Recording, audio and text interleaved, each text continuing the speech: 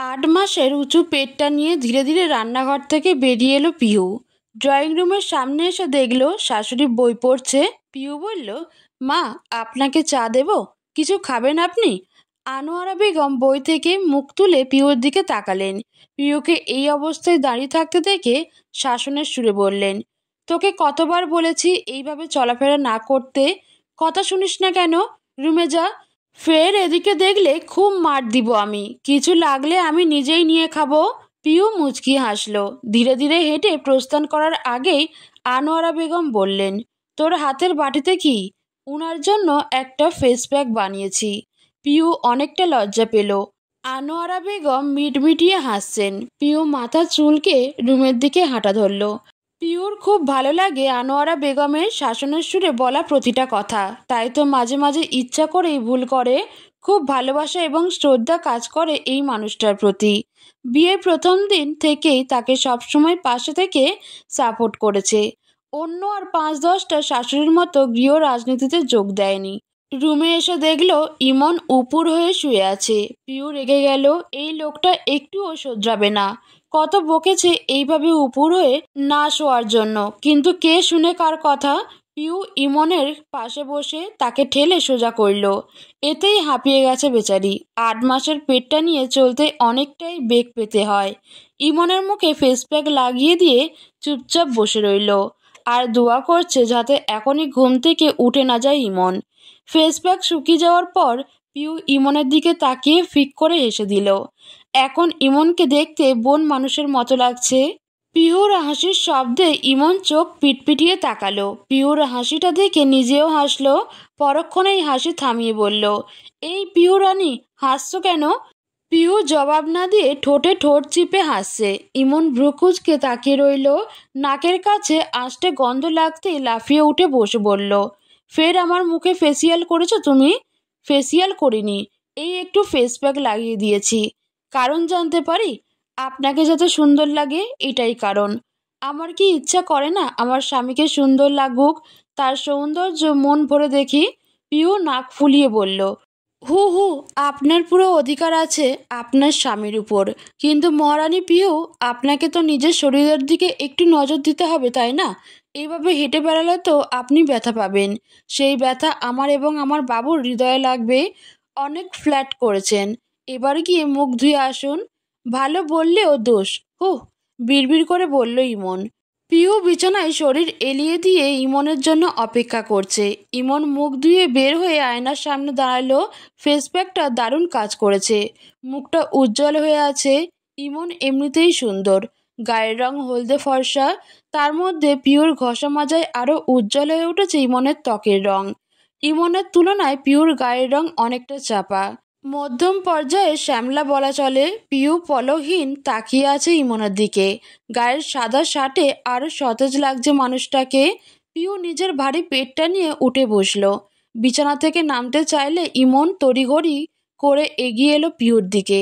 নিজের মুখটা পিহুর দিকে বাড়িয়ে দিয়ে বলল, এই নাও, নিজের কাজ করো। তবুও এই শরীর নিয়ে বেশি নড়াচড়া করো না মহারানী। আপনি কিভাবে বুঝলেন আমি এখন এরকম কিছুই চাইছিলাম? লাজুক হাসল পিহু। তুমি তো আমার হৃদয়ের রানী, তোমার মনের কথা আমি বুঝবো না তো কে বুঝবে? চাপা দীর্ঘশ্বাস ফেলে অতীত থেকে বেরিয়ে এলো পিহু। ঘাড় ফিরিয়ে তাকালো ইমনের দিকে। এই ইমনকে চিনতে বেশ কষ্ট হয় পিহুর। কেমন বদলে গেছে মানুষটা। ইমনও একই সময়ে পিহুর দিকে ফিরল। পিহুকে এভাবে তাকিয়ে থাকতে দেখে বলল, কি হয়েছে, এভাবে কি দেখছো? কিছু না, কাছে আসো। কতদিন দূরে ছিলে জানো? ইমনের স্বাভাবিক কণ্ঠস্বর শুনে পিহু খুশি হলো। আনন্দিত মনে এগিয়ে এলো ইমনের দিকে। আবদ্ধ হলো প্রিয়তমের বাহু ডোরে। ঠিক 5 কি 6 মিনিট পরে মেয়েটা কেঁদে ওঠে। মেয়ের কান্নার শব্দ কর্ণগোচর হতেই ইমনকে ঠেলে সরিয়ে দিয়ে উঠে বসে। মেয়েকে কোলে নিয়ে কান্না থামানোর চেষ্টা করে পিহু। এদিকে ইমন বেশ বিরক্ত, মুড নষ্ট হয়, বেশ ক্ষিপ্ত হয়ে ওঠে। রেগে ঘুমিয়ে পড়ে। মেয়েকে ঘুম পাড়িয়ে খাটের কাছে আসতেই দেখলো ইমন ঘুমিয়ে গেছে। মনটা বিষণ্ণ হলো পিহুর। আগে মেয়েটা কাঁদলে ইমন নিজেই মেয়েকে নিয়ে হাঁটতো, পিহুকে বলতো রেস্ট নিতে। বলতো সারাদিন খাটনির পর শরীর খারাপ করবে রাতে না ঘুমালে, অথচ এখন যেন বুঝেও বোঝে না পিওর মনের কষ্ট। বিষণ্ণ মন নিয়ে নিজেও শুয়ে পড়ল ইমনের দিকে ফিরে। সকালবেলা তাড়াতাড়ি উঠে নাস্তা বানাতে ব্যস্ত পিউ। একটু পরেই ইমন উঠে যাবে অফিসে যাওয়ার জন্য। মেয়েকে শাশুড়ির কাছে দিয়ে যত দ্রুত সম্ভব কাজ করে। আজকে উঠতে খানিকটা দেরি হয়ে গেছে। গতকাল রাতে মেয়েটা বেশ জ্বালিয়েছে, তাই তো ঠিকমতো ঘুমাতে পারেনি বেচারা। ইমনকে টেবিলে আসতে দেখে তড়িঘড়ি করে চায়ের কাপে চা ঢালতে গিয়ে হাত পুড়িয়ে ফেলল। সেখানে 10 মিনিটের মতো লেট হয়ে গেছে। নাস্তার প্লেট গুছিয়ে ইমনের সামনে দিতেই বেশ বিরক্ত হলো ইমন। পরোটা মুখে পুরে নিজের বিরক্ত প্রকাশ করলো পিউর উপর। রেগে বলল, কি ছাতার নাস্তা বানিয়েছো, লবণ হয়নি ঠিক মতো। পিউ রান্নাঘর থেকেই দৌড়ে ডাইনিং টেবিলের সামনে দাঁড়ালো। ইমনকে বলল, সরি, আসলে শরীরটা বেশ খারাপ করছিল, তাই কী রকম হয়েছে সেটা বুঝতে পারিনি। সারাদিন ঘরে কি এমন কাজ করো যে শরীর খারাপ করে তোমার?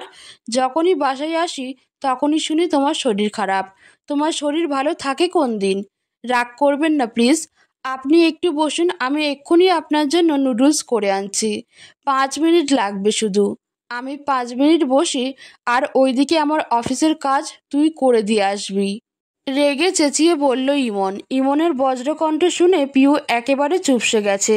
নাস্তার প্লেট ঠেলে সরিয়ে দিয়ে উঠে দাঁড়ালো। অফিসের প্রয়োজনীয় সব জিনিসপত্র নিয়ে হনহন করে বেরিয়ে গেল ইমন। পিউ ব্যথিত মন নিয়ে নীরবে সব দেখে গেল। যতটুকু সম্ভব পিউ চেষ্টা করে ইমনের মন রক্ষা করে চলার, তবুও পেরে উঠছে না। আজকে তো কেঁদেই ফেলেছে বেচারি। এখন মন খারাপ করে বারান্দায় দাঁড়িয়ে আছে। ইমন আজ ঘুরতে যেতে চেয়েছিল। পিউ নিজেও খুব খুশি ছিল। রেডি হয়ে বের হওয়ার সময় মেয়েটা প্রস্রাব করে দিল ইমনের শার্টে। ইমন রেগে গেল, মেয়েকে ডাইপার পরালি না কেন? দেখ তো, প্রস্রাব করে ভিজিয়ে দিয়েছে। বিরক্ত হয়ে বলল ইমন। ইস, একদম ভুলে গেছিলাম। পি তো এখন অল্প স্বল্প খাবার খেতে পারে, ওর প্রস্রাব নাপাক। আপনার তো গোসল করা লাগবে, আমি সব রেডি করে দিচ্ছি, আপনি তাড়াতাড়ি গোসল সেরে আসুন। তুই আসলেই কোনো কাজের না, অশান্তি ছাড়া আর কিছুই দিতে পারিস না তুই আমাকে। রেগে গিয়ে বলেই ফেলল ইমন। পিউ একেবারে থমকে গেছিল, শুধু চেয়ে দেখেছিল ইমনের চলে যাওয়া। ইমন যাওয়ার পরে নিজের মনকে বেশ বকেছে। কেন সে ভুলে গেল এই বিষয়টা? সব ঠিকঠাকই ছিল, শুধু নিজের বেখেয়ালিপনার কারণেই মানুষটা রেগে বেরিয়ে গেছে। নিজেকে বকেও শান্তি পায়নি পিউ, মনটা একদম ভেঙে গেছে। বারান্দায় দাঁড়িয়ে কেঁদে ফেলেছে। সে কি একটুও সুখ দিতে পারেনি ইমনকে? কিভাবে এটা বলল ইমন? আজকাল পিউকে নিজের আশেপাশে দেখলেই রাগ উঠে যায় ইমনের, সাথে বেশ বিরক্ত বোধ হয়। নিজেকে খুব অসুখী লাগে। কত ফ্যান্টাসি ছিল বিয়ের আগে, বউকে নিয়ে এটা করবে ওটা করবে, বউ শাড়ি পরবে, মাথায় বেলি ফুলের মালা গুজে দুজনে একসাথে রিকশায় ঘুরবো। অথচ পিউ এসবের যেন ধার ধারে না। বাইরে বের হলে রাস্তার মতো বোরকা একটা পরে বের হবে। ইমনের ভালো লাগা সব এক নিমিষেই হারিয়ে গেছে যেন। সব তিক্ত লাগে এখন, বিশেষ করে পিউকে আরও বেশি তিক্ত লাগে।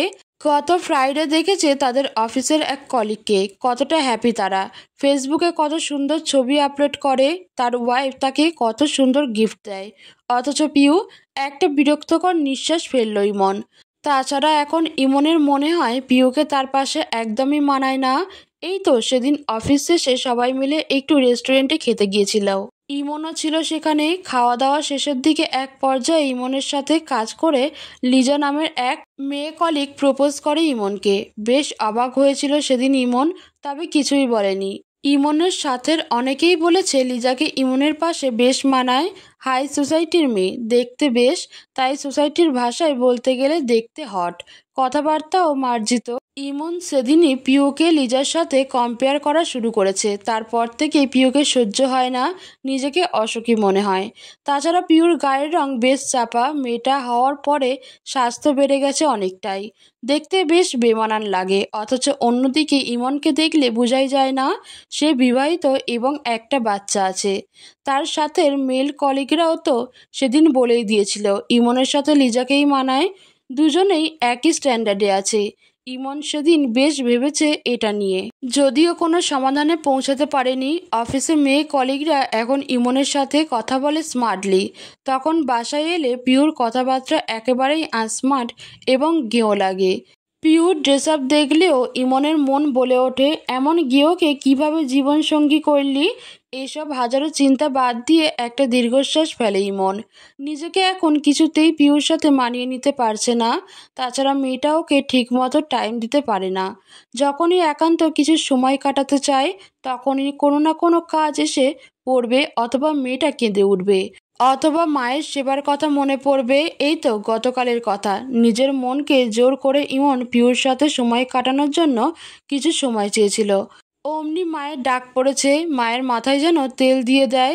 মায়ের মাথায় তেল দেওয়ার পর ইসপিকে খাওয়ালো, সন্ধ্যার নাস্তা বানালো। সবশেষে ইমনের জন্য আর সময় রইল না পিউর কাছে। গতকাল বেশ রাগ হয়েছিল, সাথে বিরক্তিকর শেষ সীমায় পৌঁছে গেছে ইমন। এবার ইমন একটা সিদ্ধান্ত নিয়ে নিল। আজ রাতেই মায়ের সাথে কথা বলবে ভাবছে। আনোয়ারা বেগম সোফায় বসে বই পড়ছেন। এমন সময় দরজায় নক পড়ল। বই রেখে দরজার দিকে তাকিয়ে বললেন, ভেতরে এসো। আনোয়ারা বেগমের স্বামী 2 বছর আগেই মারা গেছেন। তারপর থেকেই অবসর সময়ের সঙ্গী হয়েছে বই। ইসপি হওয়ার পর থেকে ইসপিকে নিয়েও অনেক সময় পার করে দেন, অথবা পিউর কাজে সাহায্য করেন। ইমনকে ভিতরে আসতে দেখে পা গুটিয়ে নিলেন আনোয়ারা বেগম। ইমনকে বসার জায়গা করে দিল। ইমন মায়ের কাছে বসলো। ইমনের মাথায় হাত বুলিয়ে আনোয়ারা বেগম বললেন, কিছু বলবি বাবা? হ্যাঁ মা, তো বল। আসলেই আমি একটা সিদ্ধান্ত নিয়েছি, সেটাই তোমাকে জানাতে এলাম। কি সিদ্ধান্ত নিয়েছিস? আসলে মা, আমি মাসনা করতে চাই। আনোয়ারা বেগম অবাক হলেন। অবাক হয়ে বললেন, হঠাৎ এই সিদ্ধান্ত? অনেক ভেবেই সিদ্ধান্ত নিয়েছি, আমি দ্বিতীয় বিয়ে করতে চাই। পিউও থাকবে, সমস্যা নেই। আনোয়ারা বেগম গম্ভীর স্বরে বললেন, এক্স্যাক্ট কারণ জানতে চাই, যেটার উপর ভিত্তি করে এমন সিদ্ধান্ত নিয়েছো তুমি। ইমন কিছুক্ষণ চুপ থেকে লম্বা শ্বাস টেনে নিয়ে বলতে শুরু করলো, মা, পিউ আমার স্ট্যান্ডার্ডেরই না। চলাফেরাও কেমন গেঁয়ো টাইপের। তাছাড়া সে আমাকে সময় দিতে পারে না।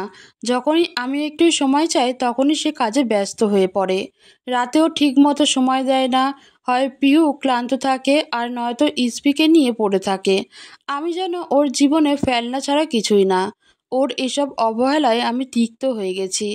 আমার কত ফ্যান্টাসি ছিল, কিন্তু পিউ সেসবের কিছুই পূরণ করতে পারেনি। তাই আমি দ্বিতীয় বিয়ে করতে চাই। এখন তুমি পারমিশন দিলেই হবে। আমি নিজের পছন্দের কাউকে বিয়ে করতে চাই।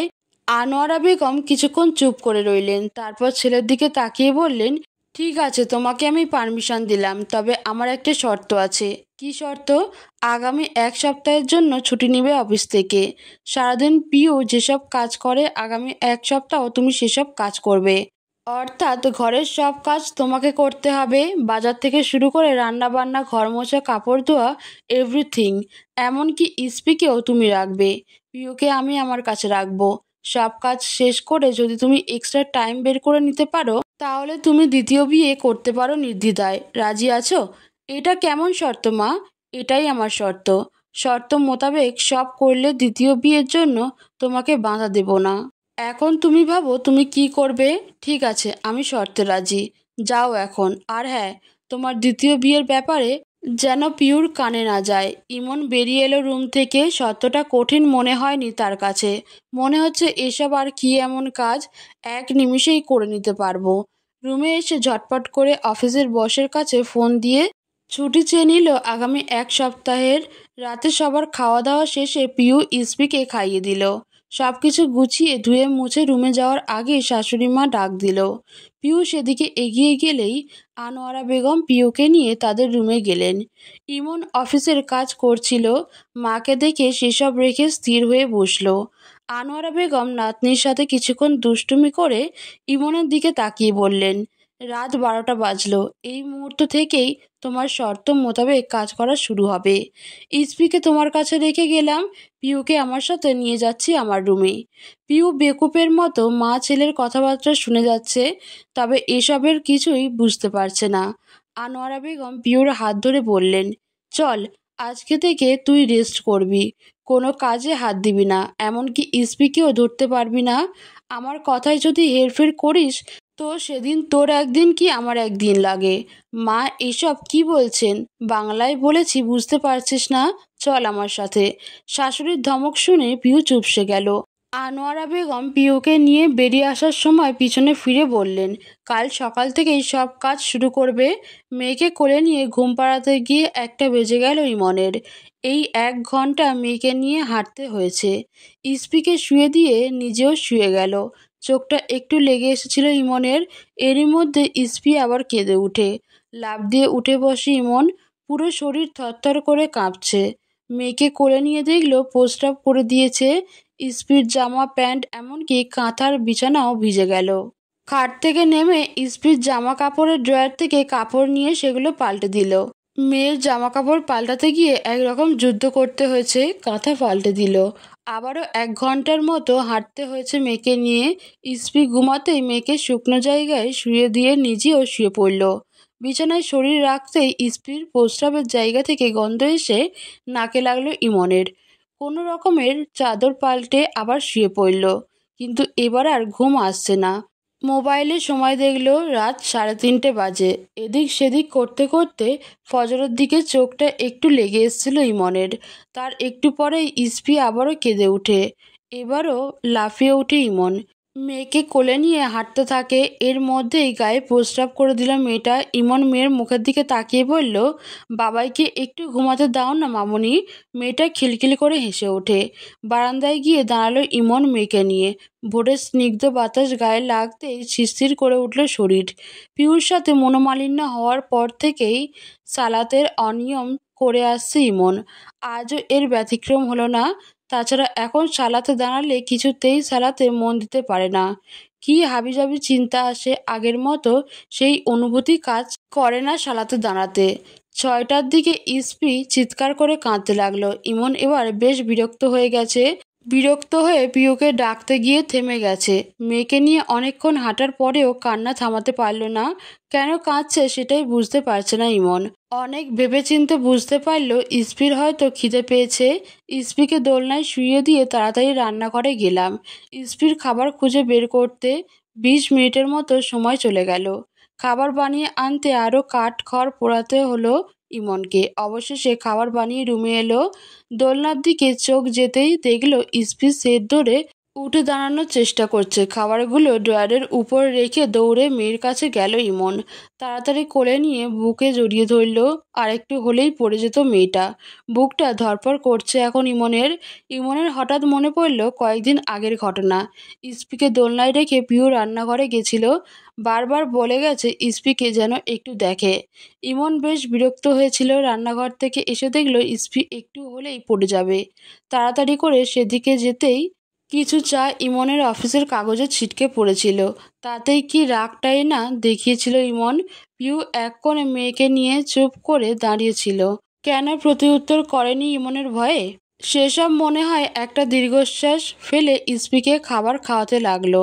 উফ, বাচ্চাদের খাবার খাওয়ানোর মানে একটা যুদ্ধ জয় করার মতো। অনেক চেষ্টা করে অল্প খাবার খাওয়াতে পেরেছি ইমনকে। অল্প খাবার খাওয়াতে গিয়ে 7:30 বেজে গেছে। ঘড়ির দিকে তাকিয়ে চক্ষু কপালে উঠল ইমনের। কোথায় ভেবেছিল একটু ঘুমিয়ে যাবে, তা আর হলো না। মেয়েকে কোনো রকমে ঘুম পাড়িয়ে শার্ট গায়ে দিয়ে বের হলো বাজার করতে। বাজার করে এসে হাঁপিয়ে গেছে ইমন। 1 গ্লাস পানির জন্য পিউকে ডাকতে গিয়ে থেমে গেল।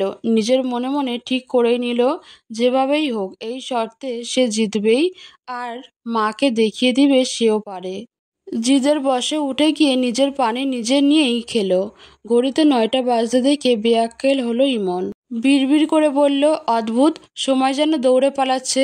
তড়িঘড়ি করে রান্নাঘরে গিয়ে নাস্তা বানাতে শুরু করলো। পরোটার জন্য আটা মাখতে গিয়ে পানি বেশি হয়ে গেল। কোনো রকমে আটকে ঠিক করে রুটি বেলা শুরু করলো। রুটিগুলো একটাও গোল হলো না। এতে বেশ বিরক্ত লাগলো ইমনের। বিড়বিড়িয়ে বলল, পিউ কিভাবে গোল রুটি বানায়, আমার তো হচ্ছেই না। রুটি চুলায় দিতেই ইস্পি কেঁদে উঠল। মেয়েকে কোলে নিয়ে রান্নাঘরে এসে দেখলো রুটি পুড়ে গেছে। তাড়াতাড়ি করে নামাতে গিয়ে হাত পুড়ে ফেলল ইমন। চুলাটা ঝট করে বন্ধ করে ফোঁস করে নিঃশ্বাস ফেলল। বেশ বিপাকে পড়ল এবার। মেয়েকে রাখবে নাকি রুটি গরম করবে সেটাই বুঝতে পারছে না। মনে মনে ভাবলো পিউ কিভাবে যে সামলায় এতদিক। নিজের চিন্তার বিরক্ত হয়ে ফের কাজে মন দিল। সকালের দিকে ঘুম থেকে উঠে অভ্যাসবশত রান্নাঘরের দিকেই যাচ্ছিল পিউ। দরজার বাইরে পা রাখতেই অমনি ধমক দিলেন আনোয়ারা বেগম। পিউ চমকে পিছনে ফিরে তাকাতেই চোখ রাঙালেন তিনি। এরপর আর বের হতে দেয়নি রুম থেকে। এখন খাটে বসে অস্থির হয়ে আছে পিউ। ওদিকে মানুষটা কি করছে কে জানে। তাছাড়া ইসপিকে খাওয়ানোর সময় হয়ে গেছে। রাতে বাবা মেয়ে দুটো কিভাবে ছিল সেই চিন্তায় ঠিকমতো ঘুমাতে পারেনি বেচারা। মনটা বারবার ছটফট করছে একটু গিয়ে দেখে আসার জন্য, কিন্তু শাশুড়ির ভয়ে যেতে পারছে না। তিনি সোফায় বসে বই পড়ছেন। কঠিন স্বরে বললেন, বাইরে গেলে খবর আছে পিহুর। পিহু এবার ইতস্তত করে বলল, মা। আনোয়ারা বেগম বই রেখে মাথা তুলে পিহুর দিকে তাকালো। পিহু ঘাবড়ে গেছে, তবুও সাহস সঞ্চয় করে বলল, হঠাৎ করে ওনার কি হয়েছে? আর আপনিই বা কেন ওনাকে দিয়ে কাজ করাচ্ছেন? আক্কার লোভ পেয়েছে, সেটা সঠিক জায়গায় নিয়ে যাওয়ার জন্য এই পথ বেছে নিতে হয়েছে আমার। মানে? তোর এত মানে বুঝে লাভ নেই। রাতে তো ঘুমাসনি, এখন ঘুমিয়ে পড়। ও, নাস্তা করা তো বাকি আছে, নাস্তা করে তারপর ঘুমাবি। কথাগুলো বলতে বলতে তিনি উঠে দাঁড়ালেন। দরজার কাছে দাঁড়িয়ে হাঁক ছেড়ে বললেন, আজকের কি নাস্তা পাবো নাকি উপোস থাকতে হবে? পিহু বোকার মতো চেয়ে চেয়ে দেখছে শুধু, কোনো কিছুই বুঝে উঠতে পারছে না। ইমন ঘেমে নিয়ে নাস্তার প্লেট টেবিলে রেখে তার মাকে বলল, নাস্তা রেডি, তোমরা খেতে এসো। আনোয়ারা বেগম পিহুকে নিয়ে গিয়ে টেবিলে বসলেন। পিহু একবার ইমনের দিকে একবার আনোয়ারা বেগমের দিকে তাকাচ্ছে। আনোয়ারা বেগম পিহুর প্লেটে পরোটা তুলে দিয়ে নিজেও নিলেন। ইমন একপাশে কাচুমাচু করে দাঁড়িয়ে আছে। তার মা একবারও তাকে বসতে বলছে না, তাই খারাপ লাগছে। ইমন অবচেতন মনেই নিজেকে প্রশ্ন করল, পিহুকে তো কখনো আমার পাশে বসতে বলি না, তখন কি ওর এই রকম খারাপ লাগে? এইসব ভেবে ইমন পিহুর দিকে তাকালো। মুখটা মলিন হয়ে আছে মেয়েটার। মনের মধ্যে একরাশ মায়া কাজ করলো ইমনের। অপরক্ষণেই আবার এসব ভাবনার চিন্তা ফেলে নিজের লক্ষ্যে ফোকাস করলো। আনোয়ারা বেগম পরোটা মুখে দিয়ে মুখ কুঁচকে বললেন। চোখ রাঙিয়ে তাকালেন ইমনের দিকে। ইমন খানিকটা ভরকে গেল। আনোয়ারা বেগম চিবিয়ে চিবিয়ে বললেন, কি ছাতার নাস্তা বানিয়েছিস, লবণ হয়নি? এটাকে পরোটা বলে? তেলে ডুবিয়ে রেখেছিস, আর পরোটা এরকম মানচিত্র হয়ে গেল কেমন করে? ভাজিতে জাল দিয়ে ভরিয়ে রেখেছিস, লবণের চিটা ফোটাও নেই। মুখে বড় বড় কথা বলিস, কাজের বেলায় ফাঁপড়। ইমন একেবারেই বাকরুদ্ধ হয়ে গেল। এটা তার মায়ের কোন রূপ দেখছে সে? এতটা রূঢ় ব্যবহার। খাবার যে খারাপ হয়েছে সেটাই দেখলো। এটা কেন দেখলো না? সে অনেক কষ্টে এসব বানিয়েছে। ইসমিকে সামলে নাস্তা বানাতে বেশ বেগ পেতে হয়েছে, এটা কেন বুঝতে চাইছে না? হঠাৎই ইমনের চোখে পানি চিকচিক করে উঠল। খুব খারাপ লেগেছে তার মায়ের ব্যবহার। বলল, মা, ইসমিকে সামলে নাস্তা বানাতে হয়েছে। তাছাড়াও একটু পর পর কেঁদে উঠছিল। কি থেকে কি করেছে বুঝতেই পারেনি। একটা বাচ্চাও তোর দ্বারা সামলানো যায় না? সারাদিন তো শুয়ে বসেই কাটিয়ে দিস, এখন যত নখরা করছিস। ইমন এবার একেবারেই স্তব্ধ হয়ে গেল। এরকম ব্যবহার সে একদমই আশা করেনি। ভেবেছিল তার মা বুঝবে রান্না খারাপ হওয়ার কারণ, কিন্তু তিনি তো বুঝতেই চাইছেন না। এদিকে পিউ বোকার মতো তাকিয়ে আছে ইমনের দিকে। শাশুড়ির ভয়ে কিছু বলতে পারছে না। আর কেনই বা তিনি নিজের ছেলের সাথে এমন ব্যবহার করছেন? পরোটা খাওয়া শেষে চা দিতে বললেন আনোয়ারা বেগম। মায়ের এমন ব্যবহার দেখে মনটা খারাপ হয়ে গেছে। অন্যমনস্ক হয়ে চা ঢালতে গিয়ে হাত পুড়িয়ে ফেলেছে। এই নিয়ে দুবার পুড়েছে হাত। ছ্যাঁত করে উঠল যেন চামড়া। তাড়াতাড়ি সিঙ্কের কল ছেড়ে পানির নিচে হাত ধরে রাখলো। চা নিয়ে তার মায়ের সামনে দিতেই তিনি বেশ বিরক্ত প্রকাশ করে বললেন, সামান্য চা আনতে এতক্ষণ লাগে? কিভাবে যে সংসার সামলাবি কে জানে। আমার হাত পুড়ে গেছিল মা। এই সামান্য চা ঢালতে গিয়ে হাত পুড়িয়েছিস? তোকে দিয়ে সত্যিই কিছু হবে না। মুখে বড় বড় কথা আছে শুধু, তাই না? ইমনের এবার সত্যিই খারাপ লাগছে। এমন নির্দয়ের মতো ব্যবহার করছে কেন তার মা? ইচ্ছে করে তো দেরি করেনি, কারণটা জানতে না চেয়েই প্রথমেই কথা শুনিয়ে দিল। এই দুইবার হাত পুড়েছে, তাও আবার একই জায়গায়। কিভাবে সহ্য করবে সে?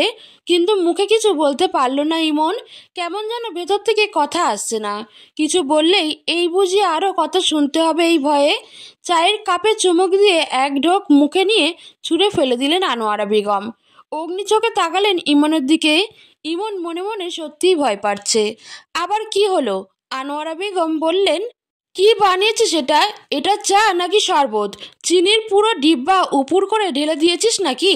চা বানানোর সময় ইস্পি কাঁদছিল, তাই তাড়াহুড়ো করতে গিয়ে চিনি বেশি পড়ে গেছে। আরও আগে ঘুম থেকে উঠে কাজ করতে পারিসনি? মা, ইস্পি রাতে ঠিক মতো ঘুমাতে দেয়নি। সারাদিন তো পড়ে পড়ে ঘুমাস, কোন কাজটাই ঠিক মতন করিস? আনোয়ারা বেগম আরও কথা শুনিয়ে চলে গেলেন। ইমনের কান্না পেয়ে গেল। চা কেন খারাপ হয়েছে সেটা তো জানিয়েছে, তবুও কেন এত রূঢ় হলো তার মা? কেন একটুও বুঝতে চাইছে না? ভীষণ খিদে পাওয়ায় ইমন তাড়াতাড়ি করে খেতে বসে গেল। খাবার মুখে দিয়ে বুঝলো আসলেই খাওয়ার যোগ্য হয়নি, তবুও গিলে নিল। এছাড়া তো উপায় নেই। অল্প খাওয়ার পরেই পেট জ্বলতে শুরু করলো। খালি পেটে ঝাল নাস্তা পড়ায় জ্বলে যাচ্ছে। ঢকঢক করে পানি খেয়ে কমলো না জ্বালা, যেন আরো বেড়ে গেছে। রাগে দুঃখে ইমন চায়ের কাপে চুমুক দিতেই ঠোঁট পুড়িয়ে ফেললো। তার মধ্যে আবার ইস্পি কেঁদে উঠল। রাগটা আরো বেড়ে গেল। নিজের রাগ দমন করে মেয়েকে কোলে নিয়ে দেখলো ইস্পি হাগু করে দিয়েছে। চোখ বন্ধ করে লম্বা নিঃশ্বাস নিল। এবার কোনো রকমে মেয়েকে পরিষ্কার করে নিল। এদিকে আবার দুপুর হয়ে আসছে, রান্না চড়াতে হবে তো। দুপুরের রান্নার জন্য সবজি কাটতে বসলো ইমন। আলু কুচি করতে গিয়ে বৃদ্ধাঙ্গুল কেটে গেছে, সেই সাথে কালো দাগ পড়েছে আঙুলে। মাছ ভাজতে গিয়ে তেলের ছিটা হাতে পড়তেই লাফিয়ে উঠল ইমন। রাগ লাগছে তার, বেশ বিরক্তও হলো। সামান্য একটা আবদার করেছিল সে, তার বদলে এসব পোয়াতে হচ্ছে এখন। মেনে নিলে সমস্যাটা কই ছিল? এসব চিন্তা করে রাগ করেই মাছ উল্টাতে গিয়ে অনেকখানি তেলের ছিটা পড়ল হাতে। তাড়াতাড়ি করে বেসিনে পানি ছেড়ে হাতটা সেই পানির মধ্যে ধরে রাখলো। যাক, একটু জ্বালা কমলো, তবে ফোসকা পড়ে গেছে হাতে। রান্না চড়াতে গিয়ে এবার সত্যিই ইমন অসহায় হয়ে পড়ল। রান্না কিভাবে করতে হয় সেটা না জেনেই এমন শর্ত কি করে মেনে নিল সে? কত বড় গাধা হলে এমন করতে পারে মানুষ? নিজের উপর রাগটা তিরতির করে বাড়তে থাকলো। খুশির ঠেলায় তখন এসব কাজকে কাজই মনে হয়নি, কিন্তু এখন মনে হচ্ছে এই কাজ তার দ্বারা সম্ভব নয়। দুপুরে খাবার খাওয়ার সময় মায়ের কাছ থেকে আরেক দফা কথা শুনতে হলো ইমনের। তবুও চুপ ছিল। নিজে খেতে গিয়ে বুঝতে পারলো এই খাবার খাওয়ার যোগ্য না আসলেই, তাই আর খেতে পারল না। মেয়েকে খাইয়ে দিয়ে একটু ঘুমাতে চেয়েছিল, তখন মনে পড়ল সকালের দিকে কার বাড়ি করে কাপড় কতগুলো ভিজিয়ে রেখে এসেছে। ঘুমানো আর হলো না, সেই কাপড় ধুতে হলো। এর মধ্যে সন্ধ্যা হয়ে গেল। ইসমি চিৎকার করে কাঁদছে। ইসমিকে কোলে নিয়ে বেশ অনেকক্ষণ হাঁটলো। এর মধ্যে দুইবার প্রস্রাব করে ভিজিয়ে দিয়েছে ইমনকে। সেসব পাল্টে নতুন কাপড় পরালো মেয়েকে। ঝুড়িতে উকি দিয়ে দেখলো ইসমির অনেক কাপড় জমেছে। চোখ বড়সড় করে নিল ইমন। মেয়েটা একদিনে এত কাপড় নষ্ট করে, আর সেসব পিউ প্রতিদিন ধোয়। একটা চাদর আর ইসমির দুইটা কাঁথা ধুতে গিয়েই তার নাজেহাল অবস্থা হয়েছে। সেখানে মেয়েটা কিভাবে এত কাপড় একদিনে ধোয়? এসব হাজারো চিন্তা ভাবনার মাঝে রাতের খাবার তৈরি করলো। ফের একচোট বকা শুনল মায়ের কাছ থেকে। নিজের ঘরে নিজেকেই পর মনে হচ্ছে ইমনের। আর খেতে পারল না সে। ইসমিকে সামলাতে গিয়ে তখনই বুঝলো মেয়েটা রাতে বেশি জ্বালায়। দিনে ঘুমিয়ে থাকে, রাতে আর ঘুমায় না। এভাবে করতে করতেই রাত অনেক পার হয়ে গেল। সকালে ঘুম থেকে উঠলো মেয়ের চিৎকারে। উঠে দেখলো মেয়েটা খিদে পেয়েছে। কোনো রকমে হাত মুখ ধুয়ে ইসমির খাবার বানালো। মেয়েকে খাইয়ে দিয়ে যেই না একটু বসেছে, অমনি ইসমি বমি করে দিল। ইমন আহাম্মকের মতো মেয়ের দিকে তাকিয়ে আছে। সে আসলে বুঝতে পারছে না এই মুহূর্তে তার অনুভূতিটা, তবে ভীষণ বাজে রকমের অনুভূতি অনুভব হচ্ছে। আবার এদিকে রাতে ঘুমাতে না পারায় মাথাটা ব্যথায় টনটন করছে। চোখে ঝাপসা দেখছে। শুতে চাইলেও পারল না, কারণ ইসমি দুষ্টামি করছে।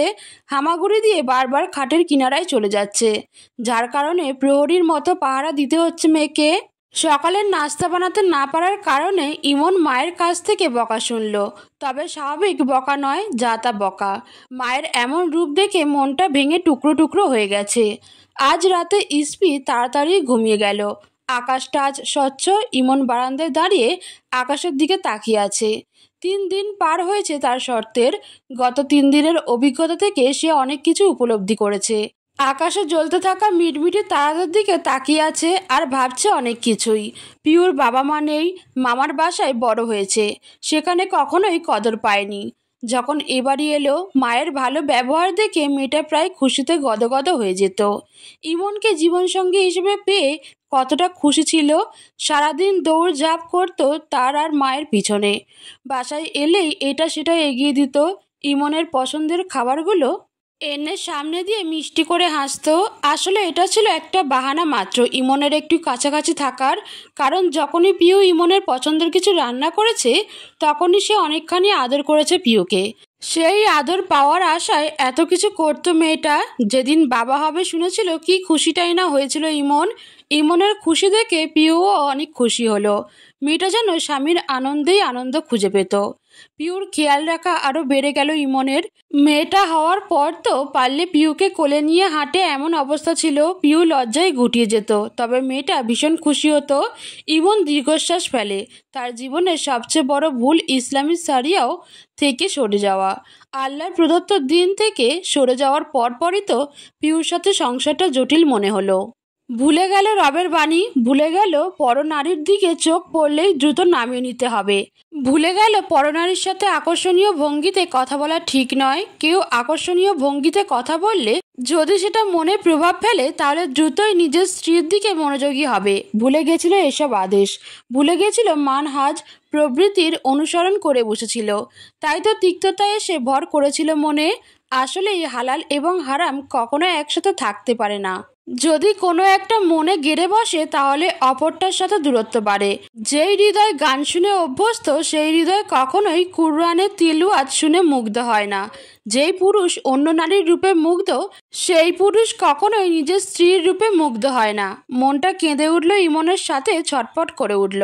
অনেক বড় ভুল করেছে সে, অনেক বড় ভুল সিদ্ধান্ত নিয়েছিল সে। ক্ষমা চাইতে হবে তার, আগে রবের কাছে, তারপর পিউ এবং মায়ের কাছে। ওয়াশরুমে গিয়ে আয়নার সামনে দাঁড়ালো ইমন। নিজের প্রতিবিম্বের দিকে তাকিয়ে দীর্ঘশ্বাস ফেলল। গত 3 দিন একটানা রান্নাঘরে থাকায় ত্বকের উজ্জ্বলতা কিছুটা ম্লান হয়েছে। আর পিউ তো দিনের পর দিন রান্নাঘরে কাটায়। হৃদয়টা আর্তনাদ করে ওঠে ইমনের। অজু করতে গিয়ে দেখল নখ বড় হয়ে ময়লা জমেছে।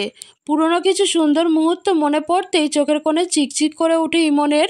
মেয়েটা কতটা কেয়ার করতো তার। নখ একটু বড় হলেই নিজেই যত্ন করে কেটে দিত। এত সুখে থাকার পরেও সে অন্য কোথাও নাকি সুখ খুঁজতে যাচ্ছিল। আসলে সুখে থাকলে ভূতে কিলায়, কথাটা সত্যি হলো ইমনের ক্ষেত্রে। 2 রাকাত সালাত পড়ে নিল ইমন। এখন কিছুটা হালকা লাগছে। মাথা থেকে বিয়ের ভূতটা নেমে গেছে। সে এরকম কিছু করতে চেয়েছিল, এটা মনে হলেই নিজেকে কষে কয়েকটা থাপ্পড় লাগাতে ইচ্ছে করে। পিউর কাছে ক্ষমা চাইলেই মনটা আরও শান্ত হবে এবং মাকে বলতে হবে সে দ্বিতীয়বারের মতো বিয়ে করবে না। এটা কোনোদিন মাথায় আনবে না। সকালবেলা মায়ের রুমে নক করলো ইমন। আজ শর্তের 5 দিন। আনোয়ারা বেগম ছেলেকে দেখে ভ্রু কুঁচকে ফেলেছিল। ইমন ইতস্তত করে বলল, মা, তোমার সাথে কিছু কথা বলতে চাই। কি কথা? মানে শর্তের ব্যাপারে। এখন কোনো কথা শুনবো না। শর্ত মোতাবেক 1 সপ্তাহ শেষ হলেই এসো। মা, আসল বললাম তো, যাও, এখন কিছুই শুনবো না। ইমন চুপচাপ প্রস্থান করলো। আনোয়ারা বেগম সোফায় বসে মাথাটা পিছনে এলিয়ে দিলেন। যাক, অবশেষে ছেলেটার সুবুদ্ধি হয়েছে। তিনি জানেন ইমন আজ কি বলতে এসেছে।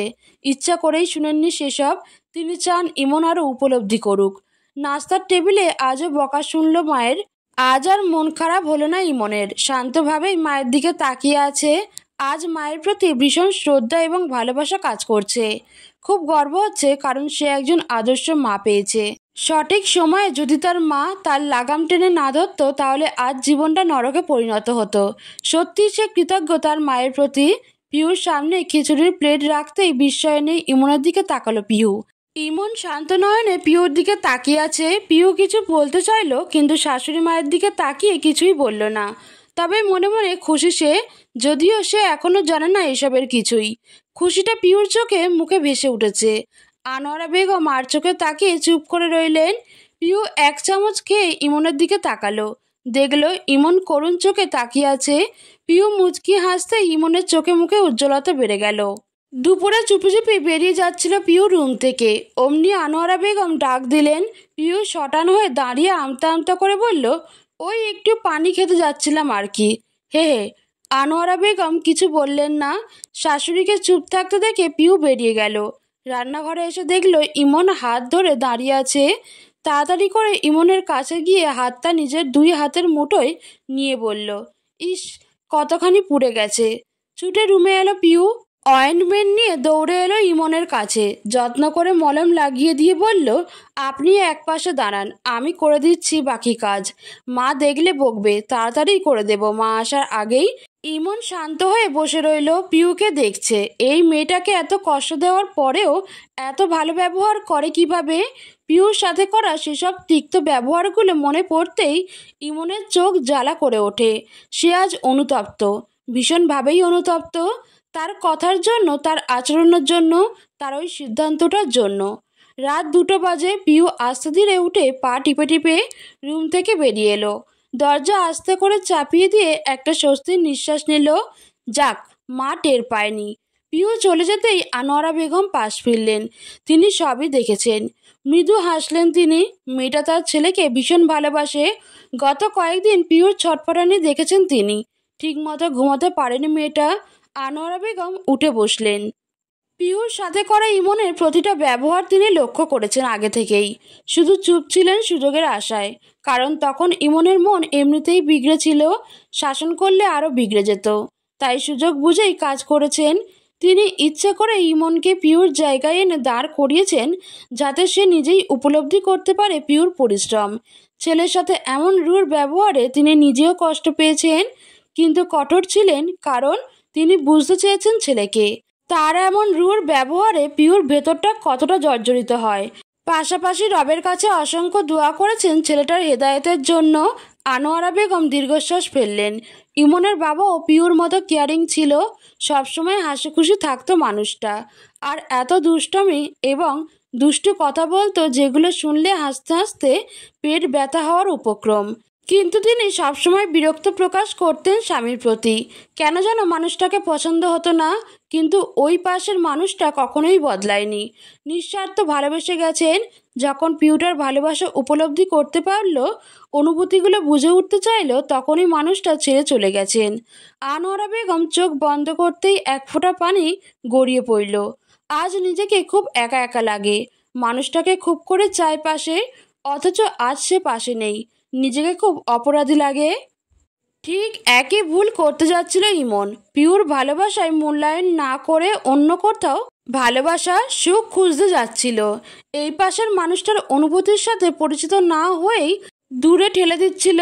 তাই তো আগেভাগেই তিনি ইমনের লাগাম টেনে ধরলেন, যাতে করে তার মতো করে আফসোস করতে না হয় ছেলেকে। ইমন নিজের ভুল বুঝতে পারলে সে তার বাবার মতোই হবে, এটা আনোয়ারা বেগম বিশ্বাস করেন।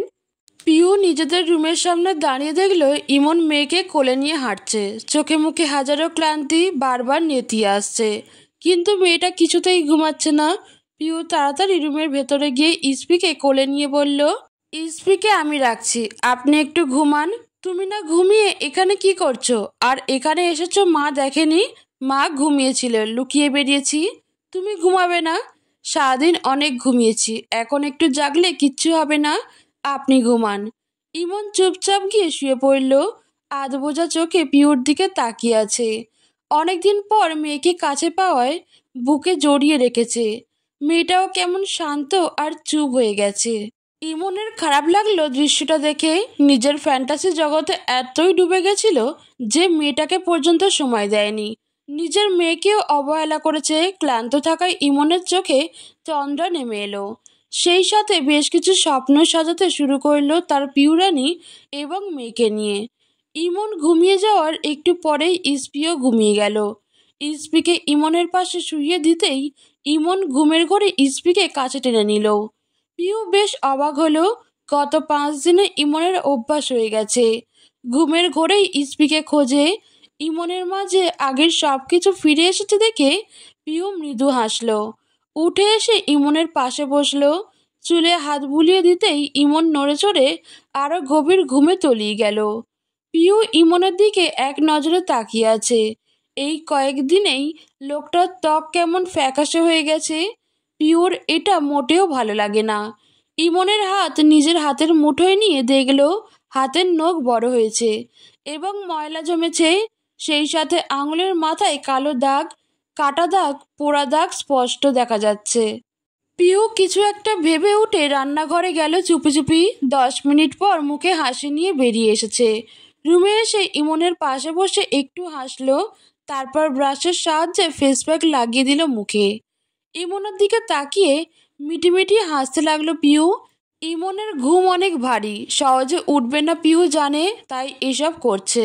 ড্রয়ার থেকে নেল কাটার নিয়ে হাতের নখ কেটে দিল, পায়ের কাছে বসে পায়ের নখ কেটে দিয়ে উঠে দাঁড়ালো।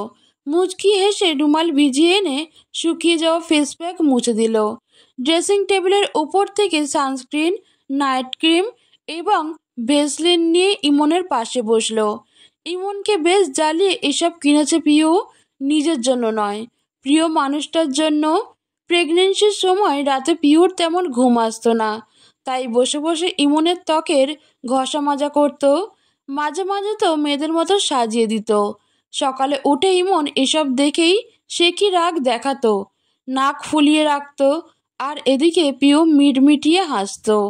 শেষ পর্যন্ত ইমন আর না পেরে নিজেও হু হা করে হেসে দিত। সেসব দিনের কথা ভেবে পিউ একটা দীর্ঘশ্বাস ফেলল। সব কাজ শেষে ইমনের দিকে তাকিয়ে দেখল এখন মানুষটাকে স্নিগ্ধ লাগছে। পিউ ঝুঁকে এলো ইমনের মুখে উপর। সকালবেলা 8টার দিকে ইমনের ঘুম ভাঙল। সময় দেখে বেশ আটকে উঠল। এত সময় কিভাবে ঘুমালো সে? তাছাড়া ইস্পি তো প্রতিদিন 5টা অথবা 5:30টার সময় কেঁদে ওঠে। আজ এত নীরবতা দেখে খানিকটা অবাক হলো। তড়িঘড়ি করে পাশে তাকিয়ে দেখলো ইস্পি নেই। অনেক ঘাবড়ে গেছে ইমন। লাফ দিয়ে নামলো খাট থেকে। এই কয়েকদিন ইস্পিকে নিজের কাছে রাখায় মায়া অনেক বেড়ে গেছে মেয়ের প্রতি। ইস্পিকে তো এখন চোখে হারায়। ইমন বিছানার অপর পাশে মেঝেতে দেখলো মেয়ে পড়ে গেছে কিনা, সেখানেও নেই। বুকটা কেঁপে ওঠে। ভুলেই গেল বাড়িতে আরো 2জন মানুষ আছে। দোলনায় চেক করে দেখলো ইস্পি দোলনায় ঘুমাচ্ছে। ইমন স্বস্তি পেল। কোলে নিয়ে বুকে জড়িয়ে পুরো মুখ চুমু দিল। হৃৎপিণ্ড এখনো ধকধক করছে। সকালের নাস্তা এখনো বানানো হয়নি। মনে হতেই ইস্পিকে রেখে কোনো রকমে হাত মুখ ধুয়ে রুম থেকে বেরিয়ে গেল। রান্নাঘরে গিয়ে আরেক দফা অবাক হলো। সব রান্না করা আছে। ইমন বুঝে গেল এটা পিউর কাজ। সে কষ্ট পাক এটা মোটেও সহ্য করতে পারে না পিউ। ইমন বেশ অনুতপ্ত হলো, সাথে বিষণ্ণ হলো মন। সে মেয়েটাকে কত কষ্ট দিয়েছে, যা তা ব্যবহার করেছে, দিনের পর দিন ইগনোর করেছে, অথচ মেয়েটা একটুও রাগ করেনি, না করেছে অভিমান। ইমন সিদ্ধান্ত নিল আজকেই সে তার পিউরানির কাছে ক্ষমা চাইবে। এখন স্নিগ্ধ বিকেল, চারপাশে পাখির কিচিরমিচির ডাক শোনা যাচ্ছে। মাঝে মাঝে মৃদু হাওয়া বইছে। ইমন মেয়েকে নিয়ে ছাদে এসেছে প্রকৃতি উপভোগ করতে। এই কয়েকদিনে সে আয়না দেখা তো দূরে থাক, খাওয়া দাওয়া করতে হয়েছে দৌড়ের উপর। এত কাজ এই সংসারটায়, আর সে কি না দিন রাত পিউকে কথা শুনিয়েছে। সেসব ভেবে ফের মন খারাপ হলো। ছাদের দরজার দিকে ফিরল পিউ, এসেছে কিনা দেখার জন্য। 5 মিনিট পরে পিউ ছাদে এসে উপস্থিত হলো। আনোয়ারা বেগম জিজ্ঞেস করছিল কোথায় যাচ্ছে। পিউ ইনিয়ে বিনিয়ে ছাদে আসার কথা বলল। যদিও তিনি জানেন সব। পিউ ইমনের পাশে দাঁড়িয়ে লম্বা শ্বাস নিয়ে বলল, বাপ মেয়ে দুটো কি করছেন? প্রকৃতি দেখছি আর হাওয়া খাচ্ছি। তুমি খেতে চাইলে হা করে থাকো। ইমন মুচকি হেসে বলল। পিউ ভীষণ খুশি হলো ইমনের পরিবর্তন দেখে, তবে সেটা ভেতরে চেপে রেখে মিথ্যে রাগ দেখিয়ে বলল, আপনারা 2জন তো হাঁ করে হাওয়া খাচ্ছেন না, আমি কেন হাঁ করে খাবো? প্রকৃতির সাথে আমাদের ভাব হয়ে গেছে, তাই সে আমাদের অন্যভাবে হাওয়া খাইয়ে দিচ্ছে। তোমার তো ভাব হয়নি। হুঁ, ঘোড়ার ডিম। কিছুক্ষণ পিনপতন নীরবতা চলল। ইমন বুঝতে পারছে না কিভাবে শুরু করবে। পিউ হঠাৎ মনে পড়ে যাওয়ার মতো করেই বলল, আচ্ছা আপনার আর মায়ের কি হয়েছে বলুন তো? মা কেন এতদিন আপনার সাথে খারাপ ব্যবহার করছেন? আমাকে কেন আপনার সাথে রাখেনি? আর কেনই বা আপনাকে দিয়ে ঘরের কাজ করিয়েছে? ইমন পিওর দিকে তাকিয়ে রইল। কোন মুখে তার কৃতকর্মের কথা বলবে বুঝতে পারছে না। হাঁসফাঁস লাগছে। পিও ফের বলল, বলুন না। ইমন লম্বা শ্বাস ফেলে বলল, আসলে তোমাকে অনেক কিছুই বলার আছে। বলুন। আমার অফিসের একজোড়া দম্পতি আছে যারা অনেক হ্যাপি। সবসময় ঘুরতে যাওয়া, একে অন্যকে গিফট দেওয়া, ফেসবুকে ছবি দেওয়া সবই করতো। সেই সব দেখে আমার মনে হয়েছিল আমি অনেক অসুখী। তাছাড়া বিয়ের আগে আমার একটা ফ্যান্টাসি ছিল যা পূরণ হয়নি। আমি চাইতাম আমার স্ত্রী শাড়ি পরবে, খোঁপায় ফুলের মালা থাকবে, তারপর দুজন একসাথে ঘুরতে যাব, একসাথে নদীর পাড়ে ঘুরবো। কিন্তু সেসব কিছু না হয়, তাই ক্ষোভ জমেছিল তোমার প্রতি। বারবার মনে হতো তুমি আমাকে সুখী করতে পারোনি, তাই পরিবর্তন এসেছিল। ধীরে ধীরে তোমার প্রতি বিরক্ত কাজ করে। অফিসের ফিমেল কলিগদের কথাবার্তা, চলাফেরা, এইসব দেখে বাসায় এসে তোমার এলোমেলো চুল, পরনের অগোছালো কাপড় দেখলে বিরক্ত লাগতো। এত সবের পরেও আমি সময় চাইছিলাম তোমার কাছে, কিন্তু তুমি কাজে ব্যস্ত হয়ে যেতে বারবার। তাই সেই সব ভেবেই দ্বিতীয় বিয়ের সিদ্ধান্ত নিয়েছিলাম। এতটুকু বলে থামলো ইমন। পিওর দিকে তাকালো। মেয়েটা কেমন স্তব্ধ হয়ে দাঁড়িয়ে আছে। ইমন পিওর দিকে এগোলেই পিউ কিছুটা পিছিয়ে গিয়ে বলল, তারপর বলুন। এই কয়েকদিনে আমি অনেক কিছু উপলব্ধি করেছি পিউ। আমি তোমাকে কখনোই বুঝতে চাইনি। তোমাকে আমি সময় দেইনি। সবসময় বিরক্ত প্রকাশ করেছি। আমাদের সংসারে অশান্তির কারণ আমি, আমার পরিবর্তন। আমি বাস্তবতা থেকে ছিটকে পড়ে ফ্যান্টাসিতে ডুবে গিয়েছিলাম। আল্লাহর দিন থেকে সরে গেছিলাম। ভুলে গেছিলাম আমার দায়িত্ব। পিউ, আমাকে ক্ষমা করে দাও। আমি সত্যিই অনুতপ্ত। ইমন থেমে গেল। পিউ অন্যদিকে ফিরে দাঁড়িয়ে আছে। একটু পরপর শরীর কেঁপে উঠছে। ইমন বুঝলো মেয়েটা কাঁদছে। তার হৃদয়েও ভাঙন হচ্ছে। সবচেয়ে বেশি খারাপ লাগছে গত 8টা দিনের আগের ঘটনার জন্য। লিজা কোনো এক কাজে ফোন করেছিল তাকে।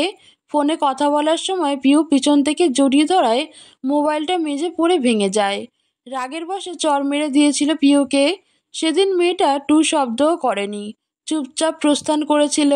সেই মুহূর্তের কথা মনে হলে হৃদয়ের সূচ ফোটার মতো যন্ত্রণা হয় ইমনের। এই মুহূর্তে ইমনের ইচ্ছে করছে পিউকে জড়িয়ে ধরে সান্ত্বনা দিতে। বেশ কিছুক্ষণ সময় পর পিউ ইমনের দিকে ফিরল। চোখ মুখ ফুলে গেছে এই অল্প সময়ের মধ্যেই।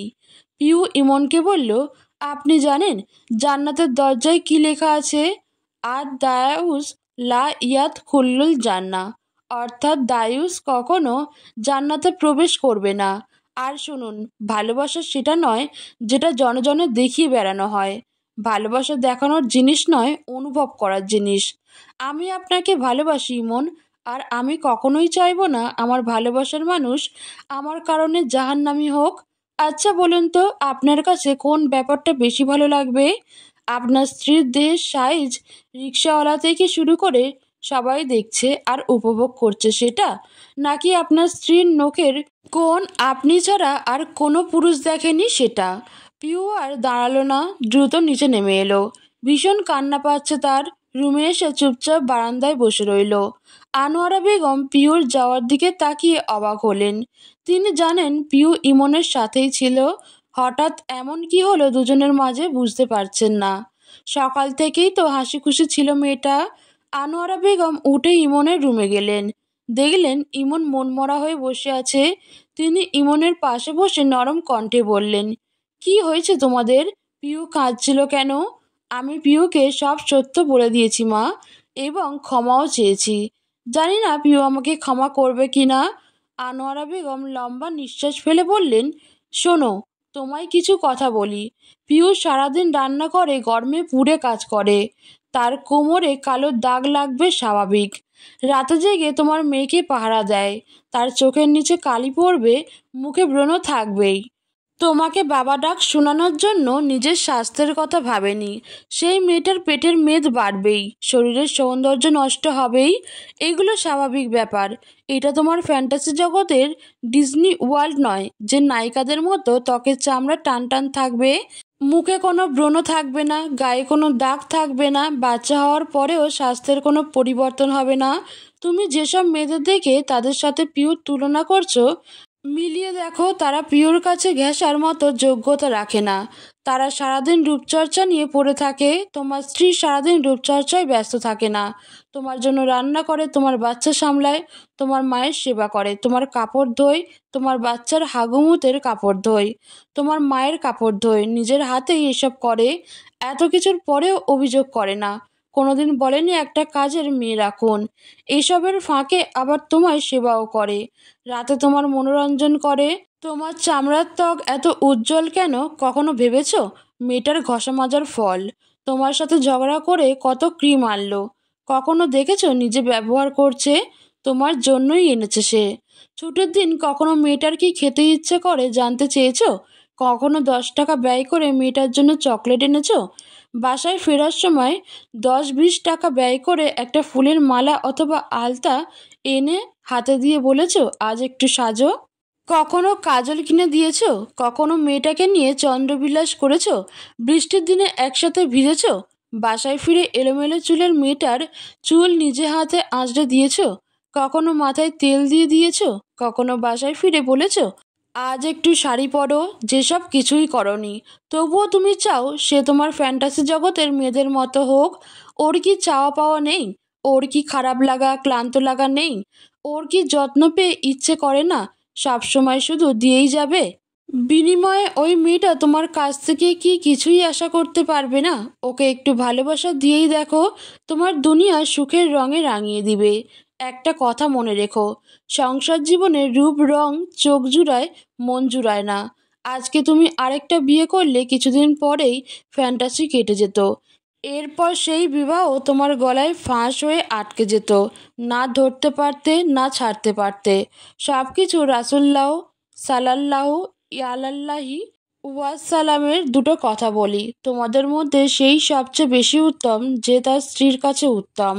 পৃথিবীর সব দামি সম্পদের চেয়েও একজন পুরুষের কাছে সবচেয়ে দামি হলো দিনদার আদর্শ স্ত্রী। হীরা পেয়েছো তুমি, সময় থাকতেই মূল্য দাও।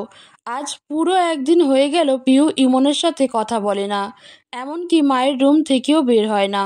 খাবার সময় মায়ের সাথে এসে খেয়ে চলে যায়, ইমনের দিকে ফিরেও তাকায় না। পিউর একদিনের অবহেলায় ইমনের মন যেন ভেঙে টুকরো টুকরো হয়ে গেছে। আর সে তো প্রায় 6 মাসের বেশি সময় মেয়েটাকে অবহেলা করছে। কেমন লাগছে মেয়েটার তখন? এসব ভেবেই চোখ বন্ধ করে নিল ইমন। চোখের কার্নিশ বেয়ে নোনা জল গড়িয়ে পড়ল। ইসপি বাবার বুকের উপর বসে খেলছে, আদো আদো স্বরে বাবা বলে ডাকছে। ইমন সেটা খেয়াল করেই উঠে বসলো, মেয়েকে 2 হাতের মাঝে নিয়ে বলল, আবার বলো তো মা, বাবা বাবা। মেয়ের মুখে বাবা ডাক শুনে খুশিতে জড়িয়ে ধরল। মেয়েকে সামনে এনে পুরো মুখে চুমু দিল, সামনে বসিয়ে বলল, মা বলো তো, মা মা। ইমন মেয়েকে জড়িয়ে ধরে হঠাৎই ডুকরে কেঁদে ওঠে। আজ পিউকে খুব মিস করছে, খুব মানে খুব। সে কিভাবে পারল তার পিউ রানীকে কষ্ট দিতে, কিভাবে পারল? বাবার কান্না দেখে ইসমি আবার বলল, বাব্বা। কাঁধে কারো হাতের স্পর্শ পেয়ে ইমন মাথা তুলে সেদিকে তাকালো। পিউকে তার সামনে দাঁড়িয়ে থাকতে দেখে প্রথমে অবাক হলো, পরক্ষণে ঝাপটে ধরে বলল, পিউ, আমাকে ক্ষমা করে দাও, আমি অনুতপ্ত। আমি আমার ভুল বুঝতে পেরেছি, প্লিজ মাফ করে দাও। আজ কি আমরা একটা সুন্দর মুহূর্ত কাটাতে পারি? তুমি চাইলে প্রতিদিন আমরা সুন্দর মুহূর্ত কাটাবো। পিউ মুখ টিপে হেসে বলল, প্রতিদিন আমি ক্লান্তও থাকতে পারি। ইমন পিউর চোখের দিকে তাকালো, মেয়েটার চোখে মুখে দুষ্টামির রেখা। কিছুক্ষণ টাইম লাগলো পিউর কথার অর্থ ধরতে। যখন বুঝতে পারলো লাফিয়ে নামলো খাট থেকে। মুহূর্তেই কোলে তুলে ঘুরতে শুরু করেছে ইমন। পিউও খিলখিল করে হাসছে, সেই সাথে হাসছে তাদের পিচ্ছি মেয়েটা, হাততালি দিচ্ছে বাবা মায়ের আনন্দ দেখে। পিউকে নামিয়ে ইমন ফের পিউকে আলিঙ্গন করে ঝরঝর করে কেঁদে ফেলল, বলল, আমাকে ক্ষমা করেছো তো তুমি? করেছি করেছি, এখন আর বাচ্চাদের মতো কাঁদবেন না তো। পিউর কথায় ইমন কান্না থামিয়ে পিউর দিকে তাকালো। চোকাচোকি হতেই দুজনে ফিক করে হেসে দিল। ইমন মেয়েকে কোলে নিয়ে পিউর সামনে দাঁড়িয়ে বলল, মা বলো তো আম্মু। ইসপি হাততালি দিয়ে বলল, মাম্মা, বাবা। দুজনে আবারও হাসতে শুরু করেছে। এর মধ্যেই ইসপি ইমনের গায়ে প্রস্রাব করে দিয়েছে। ইমন বোকার মতো তাকালো পিউর দিকে, তারপরেই আবার হেসে উঠল দুজন। আজকের নাস্তা ইমন আর পিউ দুজন মিলেই বানিয়েছে। ইসপ্রি তার দাদির সাথে গাড়ি নিয়ে খেলছে বাসার ঘরে। দুজনে নাস্তা বানাতে গিয়ে আটা মাখিয়েছে নিজেদের গালে হাতে। দুষ্টামি করে নাস্তা বানিয়ে টেবিলে রাখতেই ইমনের ফোন বেজে উঠল। অফিসের কল দেখে রিসিভ করলো আনোয়ারা বেগম। বললেন, কে ফোন করেছে? অফিস থেকে, আজকেই যেতে বলছে। ঠিক আছে যা, অনেক দিন তো বন্ধ দিলি। আচ্ছা আসো নাস্তা খেয়ে নেই।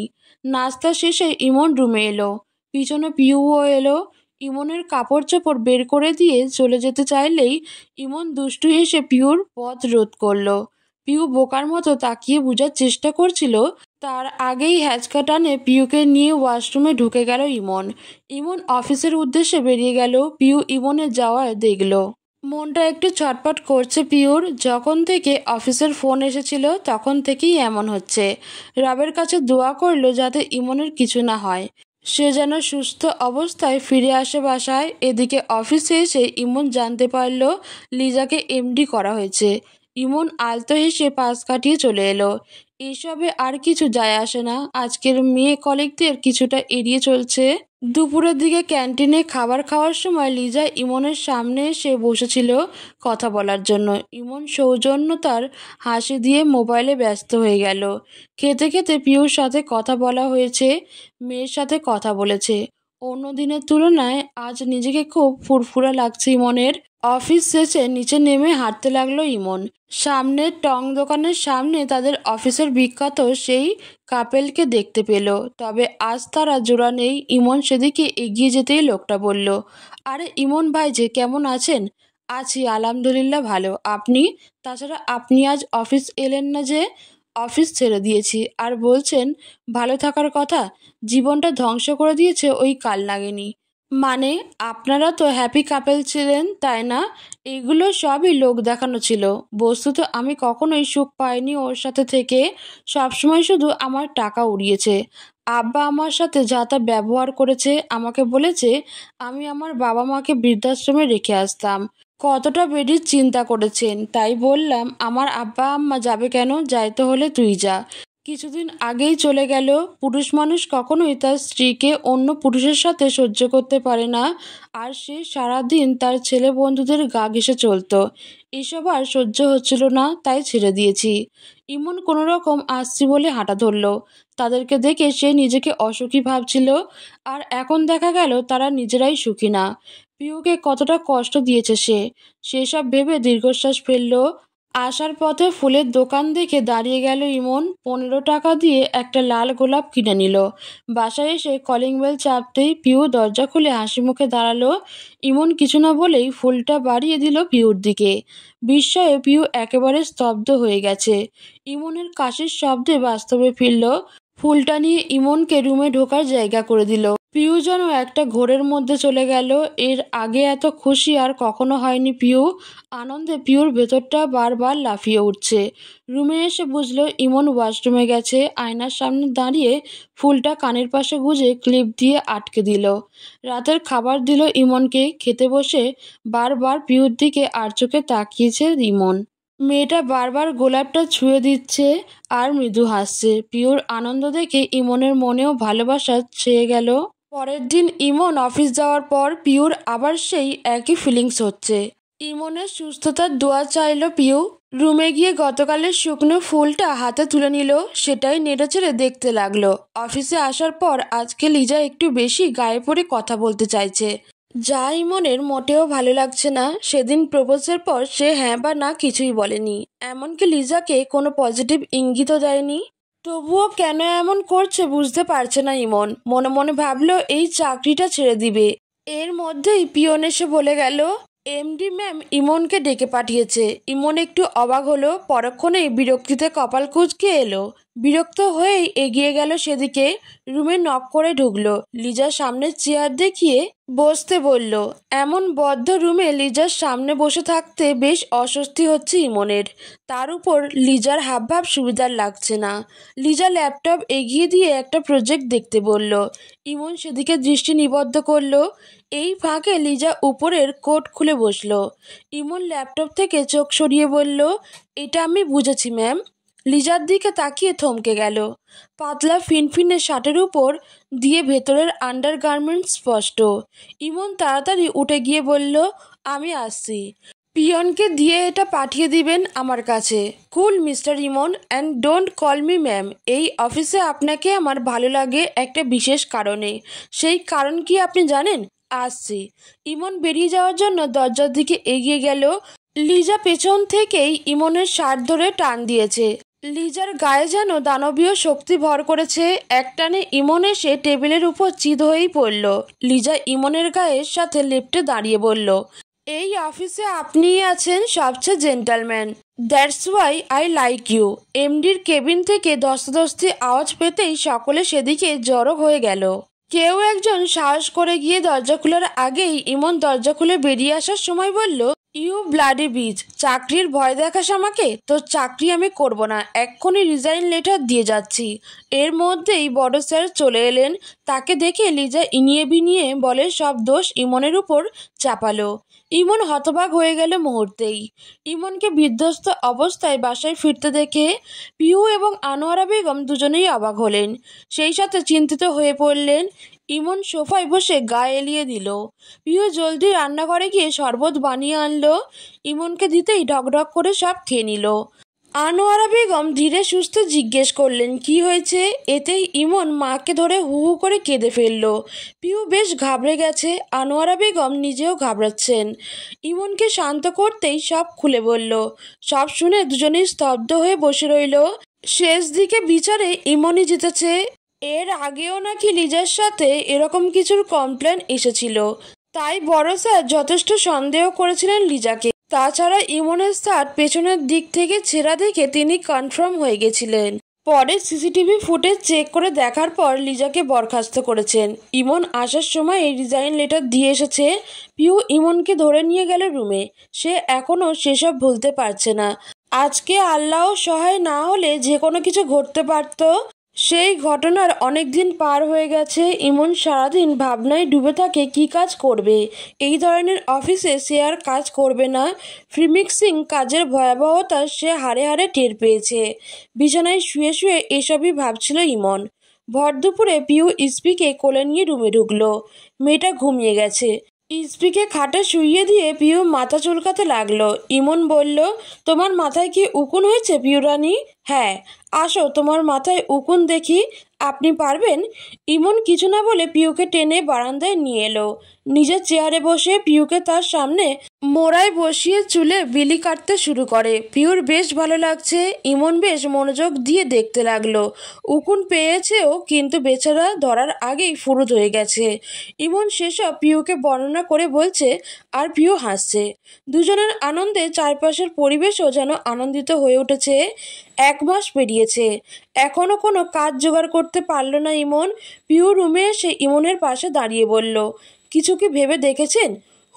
আচ্ছা, ব্যবসা করলে কেমন হয়? সেখানে ফ্রিমিক্সিংয়ের মতো ভয়াবহ কোনো ব্যাপার থাকবে না। হ্যাঁ, এটা বেশ ভালো আইডিয়া। কি ব্যবসা করবেন? মাছের ব্যবসা। দুষ্টু হেসে বলল ইমন। ইহ, আপনার গায়ে সারাদিন মাছের গন্ধ থাকবে। ইমন পিউকে মৃদু আলিঙ্গন করে বলল, কাছে আসবে না তখন? আসবো, লেপ্টে থাকবো আপনার সাথে। তারপর আপনাকে নিজের মনের মতো করে সাজিয়ে নিব আমি। ইমন হেসে ফেলল। পিউও হাসলো। পরের দিনই ইমন তাদের বাসার পাশে সেই খালি জমি আছে, তাদের সেখানেই দোকান দিবে ভাবছে। মায়ের সাথে কথা বলে তার চাচাদের সাহায্যে কাজে নেমে পড়ল। 1 মাসের মধ্যেই সব কমপ্লিট। ইমন সত্যিই মাছের ব্যবসা শুরু করেছে। সুন্দর করে লাইটিং করেছে দোকান, বড়সড় ডিপ ফ্রিজিং বসিয়েছে। যারা জাহাজে করে মাছ আনে তাদের সাথে কন্ট্যাক্ট করেছে। সবশেষে কিছুদিন হলো ব্যবসা শুরু করে দিয়েছে। অবশেষে একটা হালাল ব্যবসা শুরু করতে পেরেছে, তাতেই অনেক খুশি ইমন। রবের কাছে অনেক শুকরিয়া জানায় সে এবং তার পরিবার। যদিও ব্যবসা তেমন একটা ভালো চলে না, তবুও ইমনের বিশ্বাস একদিন তার ব্যবসার খুব উন্নতি হবে। রাতে বাসায় ফিরে খাওয়া দাওয়া শেষে পিউ এবং মেয়েকে সোফায় বসিয়ে দিল ইমন। নিজে তাদের পায়ের কাছে বসে আলতার প্যাকেট বের করলো। পিউ বিস্মিত হয়ে বলল, আলতা? তোমার খুব পছন্দের জিনিস এনেছি। আপনি কিভাবে জানলেন? তুমি হচ্ছ আমার হৃদয়ের রানী। তোমার মনের খবর আমি না জানলে কে জানবে? খুশিতে পিহুর চোখে নোনা পানি চিকচিক করে উঠল। ইমন যত্ন করে আলতা লাগিয়ে দিল পিহুর পায়ে, তারপর লাগালো মেয়ের পায়ে। ইসপিকে কোলে নিয়ে পিহুর হাত টেনে নিয়ে গেল ছাদে। আজকে তারা তিনজনে চন্দ্রবিলাস করবে। ইমনের ব্যবসায় এখন কিছুটা উন্নতি হয়েছে, দুজন স্টাফ রেখেছে, সেই সাথে অনলাইনেও ব্যবসা শুরু করেছে। অল্প স্বল্প যা আয় হয় তাতেই তাদের ছোট সংসার চলে যায় সুন্দরভাবে। আজকে ইমন দোকানে যায়নি, বাসায় ছিল। দুপুরে খাওয়া দাওয়ার পর মা মেয়েকে সাজতে বলে সে রান্নাঘরে গেল। সব কাজ শেষে রুমে এসে দেখলো দুজনে সেজে বসে আছে। ইমন মুচকি হেসে বারান্দার দরজা খুলল।